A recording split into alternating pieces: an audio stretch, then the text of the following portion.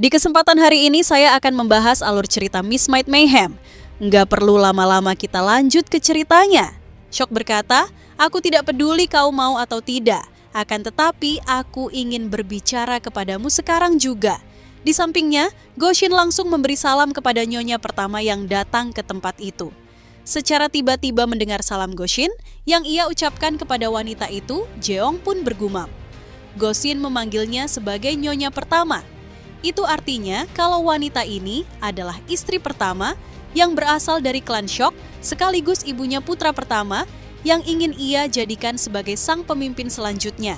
Selain itu, Kong juga mengatakan bahwa wanita ini adalah orang yang sangat perlu diwaspadai.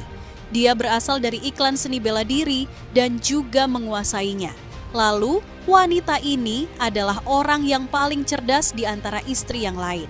Kalau tidak salah, aku harus lebih waspada kepada dirinya dibandingkan anak pertamanya yang bernama Mok Yong Ho.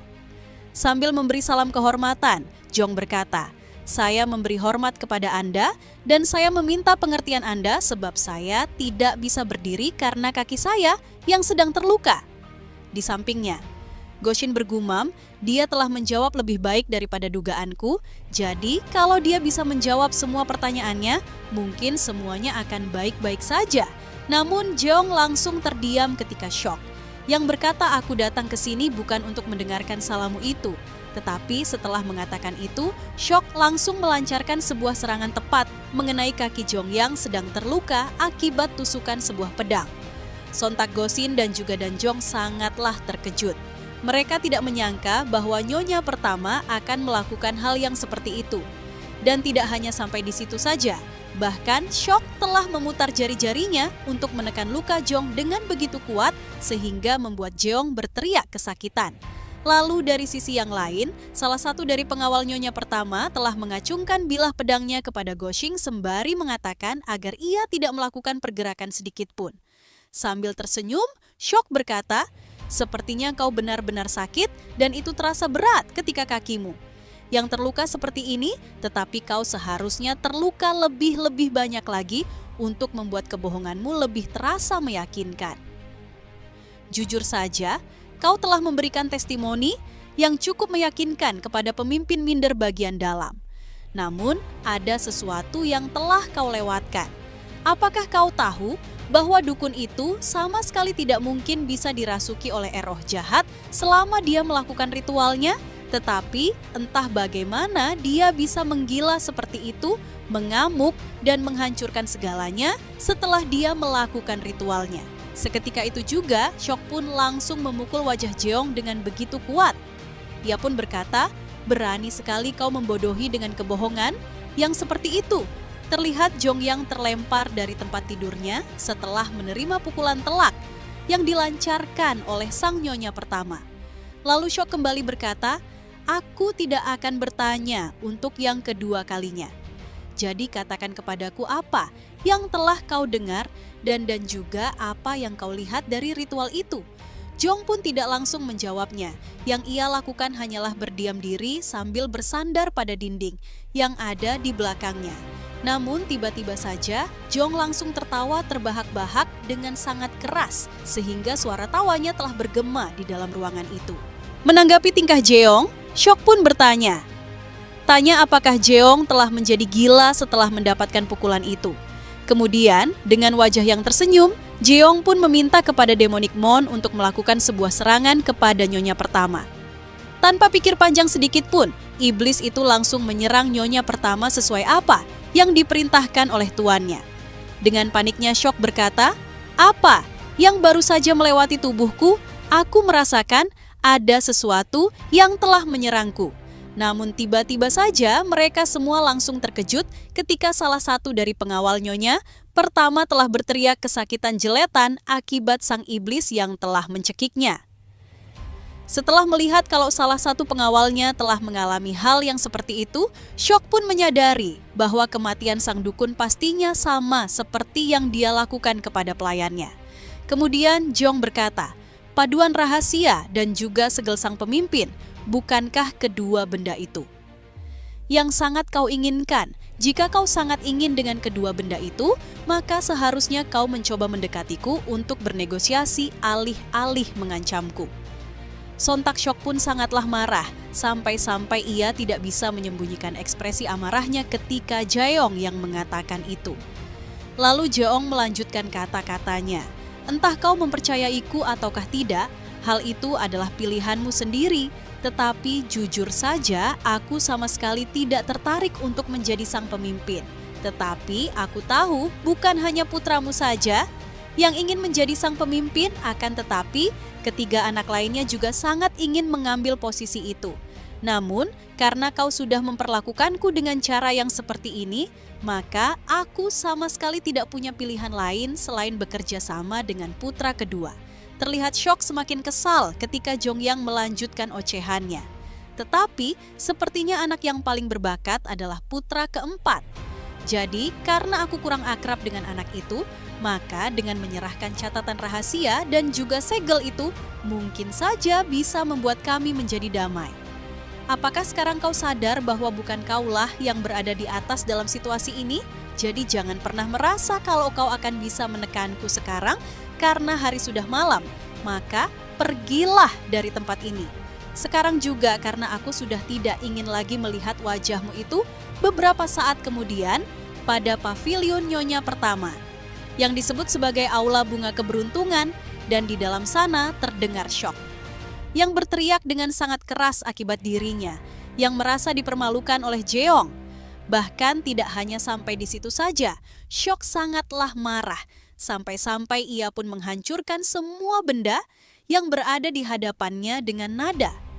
Yang tinggi Syok berkata, "Beraninya bocah bajingan itu menghinaku di hadapan banyak orang. Apakah dia tidak tahu siapa aku sebenarnya di dalam keluarga ini?" Ketika mendengar pengawalnya yang mencoba untuk menenangkannya, Syok pun sangatlah marah. Ia berkata, "Bagaimana aku bisa tenang? Seorang bocah ingusan sepertinya telah mengambil dari hasil kerja kerasku." Lalu Syok bergumam, "Dasar brengsek! Aku telah lengah karena aku mengira kalau bocah ini sangatlah bodoh. Aku pun juga mengira kalau dia akan mengatakan segalanya jika dia ditakut-takuti. Tetapi entah mengapa tiba-tiba saja dia telah berubah dan dia saat ini seperti orang yang sangat berbeda. Mungkinkah bocah bajingan itu telah menyembunyikan dirinya yang sebenarnya?" Kalau dipikir lagi, anak itu sering dipuji oleh semua orang karena kepintarannya. Namun setelah kematian ibunya, keluarga dari pihak ibunya telah kehilangan pengaruhnya. Mungkinkah dia merubah sikapnya itu untuk melindungi dirinya sendiri? Seharusnya aku sama sekali tidak boleh lengah, meskipun dia hanyalah seorang di sampingnya. Pengawalnya berkata, "Jika Anda menghendaki, saya akan membunuh putra keempat sebelum dia memulai hal yang bodoh." Namun, pengawal itu langsung terdiam ketika Syok yang berkata, "Kita tidak boleh membunuhnya, karena akan lebih buruk lagi apabila catatan rahasia itu telah jatuh ke tangan orang lain, ke tangan orang yang lain. Tetapi, meskipun begitu, aku tidak akan pernah membiarkan bajingan itu untuk melakukan sesukanya terhadap kita." Lalu, Syok memejamkan matanya untuk mencari tahu apa yang harus ia lakukan kepada Jeong dan memuluskan rencananya, yang sudah ia susun dengan rapi. Kemudian, Syok memberikan sebuah perintah kepada pengawalnya untuk mengabarkan kepada pavilion Ponik bahwa sang dukun Meosin telah mati. Sontak pengawalnya sangatlah marah. Ia tidak menyangka bahwa kasus ini harus dilaporkan kepada pavilion Ponik. Diketahui bahwa pavilion Ponik adalah sebuah organisasi para dukun yang sangat terkenal pada wilayah itu, dan itu sangatlah berbahaya. Dengan tatapan mata yang sangat tajam, Syok pun berkata, Mok Yung-won, kau jangan pernah merasa senang karena aku tidak akan pernah membiarkan semuanya sesuai rencanamu. Cerita berpindah pada awal pengobatan di saat malam sudah semakin larut dan orang-orang telah tertidur dengan pulasnya di tempat mereka masing-masing. Terdengar Jong-yang membaca sebuah buku yang ia dapatkan dari peninggalan sang dukun. Di dalam lembaran buku catatan asli dari Yin dan Yang, Jong membaca bahwa saat orang yang sudah mati dan berubah menjadi roh jahat, hal itu disebabkan karena sebuah masalah yang belum diselesaikan. Lalu, roh jahat itu akan memiliki kekuatan, yang mana kekuatan itu akan ditentukan oleh berbagai macam kondisi. Yang pertama adalah roh merah, sebuah roh yang terikat pada suatu lokasi tertentu. Kekuatannya terbatas pada memberikan rasa merinding kepada seseorang yang masuk ke dalam wilayahnya. Yang kedua adalah roh oreng. Mereka bisa menempel pada tubuh manusia yang bisa menyebabkan seseorang bisa merasa pegal dan juga capek, bahkan bisa juga menjadi sakit. Lalu yang ketiga adalah roh kuning. Mereka adalah roh yang berbahaya dan mereka harus diusir. Bahkan mereka juga bisa membunuh seseorang. Kemudian Jiung melihat bahwa demonik Muung telah datang menemuinya. Jiung pun bertanya apakah iblis itu telah menemukan lokasi pintu rahasia yang dikatakan oleh sang pemimpin. Setelah melihat anggukannya, Jiung berpikir tentang demonik Muung yang telah menjadi budaknya itu. Jiung sangat yakin kalau demonik Mon adalah termasuk dari golongan roh kuning. Jeong pun meraba salah satu dari laci itu. Ia berkata, daun layu. Mereka telah menandai pintu masuk itu dengan sebuah tanaman yang sangat langka untuk ditemukan. Dan juga demonik Mon ini sangat berguna untuk menemukan jalan menuju bawah tanah ataupun untuk pengintaian. Akan tetapi, kekuatannya entah kenapa tidak mempan kepada istri pertama. Oleh sebab itulah, demonik Mon langsung mengincar seorang pelayan yang ada di belakangnya. Padahal sebelumnya aku bisa menggunakan kekuatan demonik Mon kepada Goshin hingga mulutnya berbusa dan tidak bisa bernapas sama sekali. Kemudian setelah Jeong menekan salah, satu dari laci itu tiba-tiba saja kumpulan laci itu telah terbelah menjadi dua bagian, yang mana itu adalah sebuah pintu rahasia yang telah disembunyikan oleh sang pemimpin. Jong pun kembali berpikir apakah nyonya pertama adalah seniman bela diri yang berada di tingkat 1. Jika memang begitu, maka roh kuning tidak akan mempan kepada penjaga camp karena dia berada pada level yang sama dengan nyonya pertama. Bukannya merasa frustasi, akan tetapi dia semakin bersemangat setelah melihat sebuah roh yang tertulis di dalam buku itu. Sepertinya aku akan mendapatkan roh yang lebih kuat daripada Demon King. Di dalam buku itu dituliskan bahwa yang keempat adalah roh hijau. Itu adalah roh jahat yang sudah ada selama puluhan tahun. Dia memiliki kemampuan yang bisa mengendalikan area di sekitarnya dan juga menyebabkan halusinasi. Oleh sebab itu dia sangatlah berbahaya dan harus dimusnahkan. Setelah membaca buku itu, Jeong pun memperhatikan pintu rahasia yang telah terbuka di depan matanya. Lalu sambil berjalan perlahan memasuki pintu rahasia itu, Yung berkata, sebaiknya aku memulai memasuki ruangan ini untuk mencari catatan rahasia dan juga segel sang pemimpin. Beberapa saat kemudian, Yung telah berjalan cukup lama untuk menuruni anak tangga itu di dalam kegelapan. Dia pun bergumam, ruangan ini cukup dalam. Dia telah menggali lubang sedalam ini hanya untuk menyembunyikan catatan rahasia.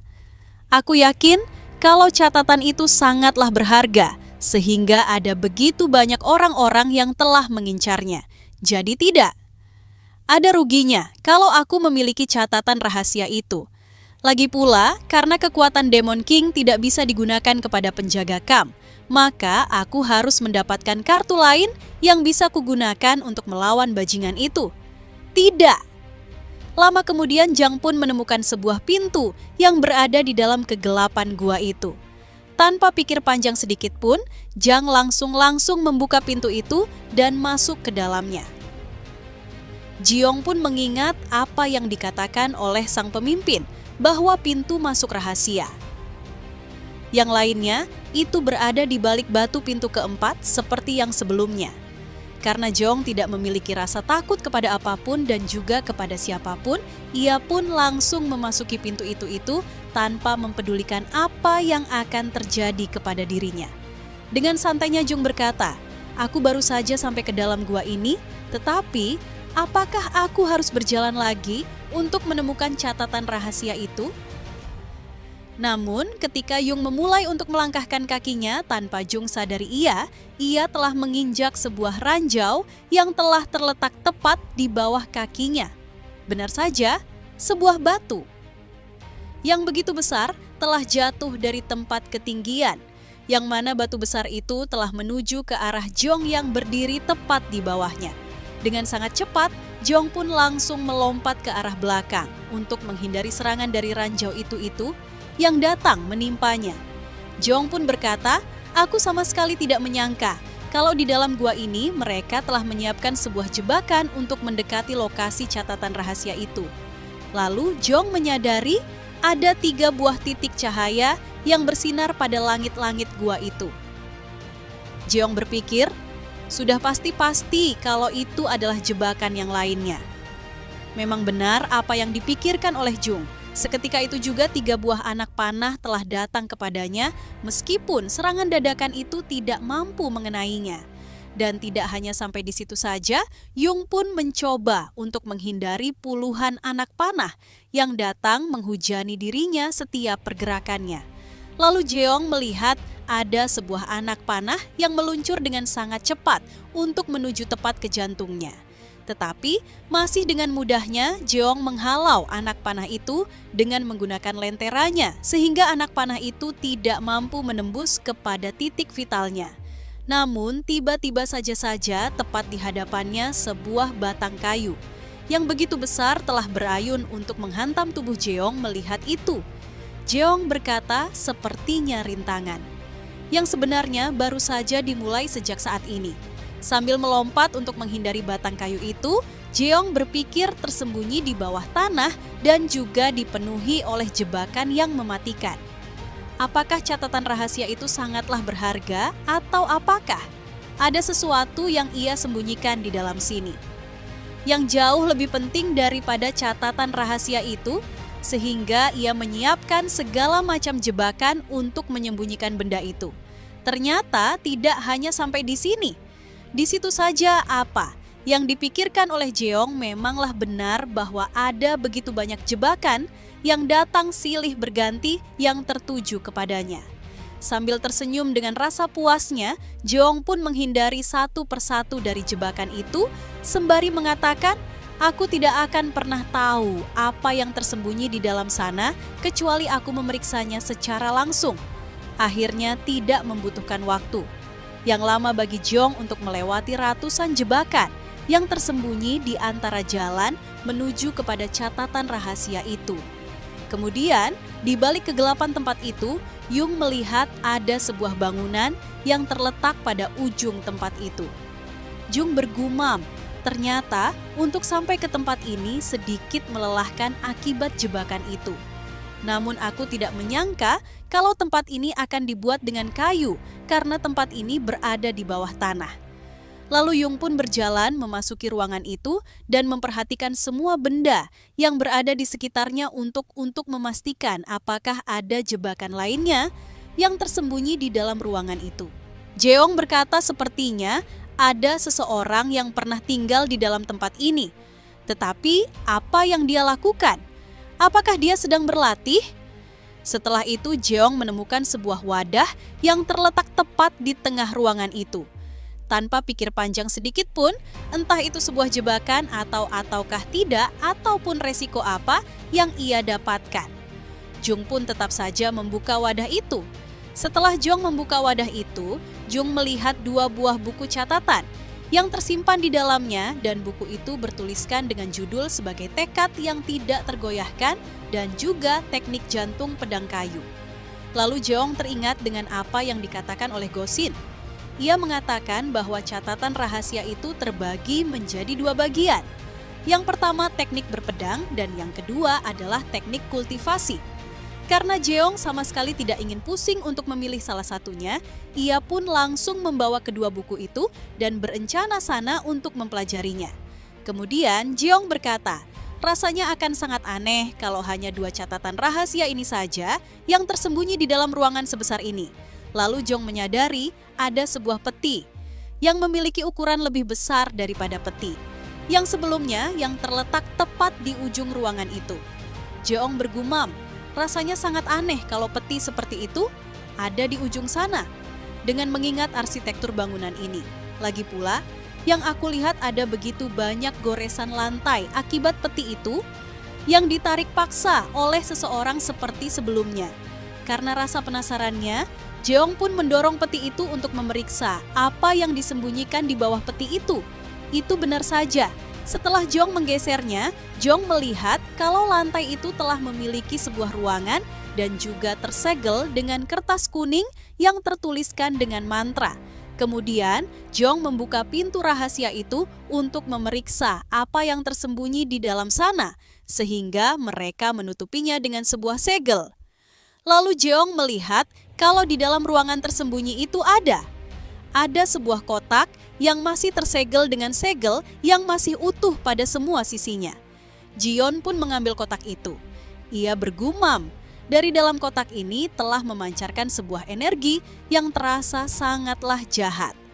Aku yakin di dalam kotak ini ada sesuatu yang telah disembunyikan, yang mana di dalam sini pasti ada bukanlah catatan rahasia biasa. Setelah Jeong membuka kotaknya, seketika itu juga di dalam ruangan itu telah berhembus angin yang begitu kuat sampai lentera yang ia bawa telah mati begitu saja. Tiba-tiba saja Jeong langsung terdiam setelah ia melihat isi dari kotak itu. Dan di dalam kotak itu terdapat sebuah catatan dengan sampul yang terbuat dari kulit manusia. Akan tetapi ini bukanlah sebuah catatan yang seperti biasanya. Namun, catatan ini telah memiliki sebuah tekstur dan juga aroma busuk yang sangat memuakkan karena catatan rahasia ini telah terbuat dari kulit wajah manusia. Bukannya merasa takut setelah mendapatkan catatan. Yang mengerikan itu akan tetapi dari ekspresi wajahnya, Jiang merasa puas karena usahanya memasuki tempat rahasia itu tidaklah sia-sia. Di tempat yang berbeda, terlihat putra kedua telah melakukan sebuah pesta bersama para pengikutnya. Mereka menari dengan begitu bahagia sambil diiringi oleh lantunan musik yang mereka dendangkan di tempat itu. Yukyong pun berkata, ini sangatlah menyenangkan. Kita akan berpesta sampai kalian sama sekali tidak membosankan bisa berdiri lagi di malam ini. Lalu karena Yukyong sedang mabuk, ia pun berkata dengan nada. Yang lirih, hal ini sangatlah luar biasa. Yang aku lihat bahwa manner utama tampaknya lebih cerah daripada yang biasanya. Aku yakin semua itu disebabkan bahwa selangkah lagi aku akan menjadi sang pemiliknya pemimpin selanjutnya untuk menggantikan Pak Tua itu. Kemudian sambil melirik kepada seseorang yang berada di balik sebuah dinding, Yukyong kembali berkata, ini semua berkat kau yang bergabung ke sisiku dan meninggalkan kandidat lainnya. Ternyata orang yang dimaksud oleh Yukyong adalah penjaga camp yang awalnya telah memihak kepada putra ketiga, yaitu Mok Jong-won. Sambil memberi hormat, Khan berkata, salam penghormatan. Yang setinggi-tingginya kepada tuan muda kedua, aku bersumpah untuk setia berpihak kepadamu.